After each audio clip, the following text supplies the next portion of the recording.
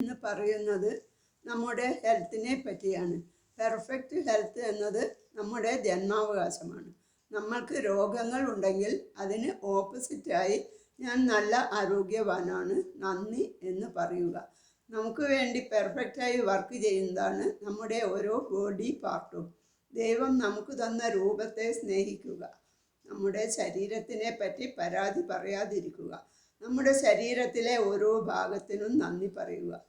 എനിക്ക് തടി കൂടുതലാണ്, എനിക്ക് മുടി കുറവാണ് എന്ന് അവരവരെ പറ്റി പരാതി പറയാതെ ദൈവം തന്ന ശരീരത്തിന് നന്ദി പറയുക.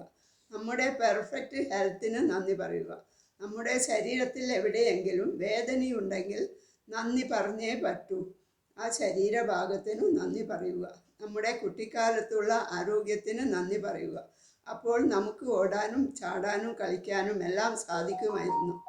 അപ്പോഴൊന്നും നമ്മൾ നന്ദി പറഞ്ഞിട്ടില്ല. ഇപ്പോഴുള്ള ആരോഗ്യത്തിന് നന്ദി പറയുക.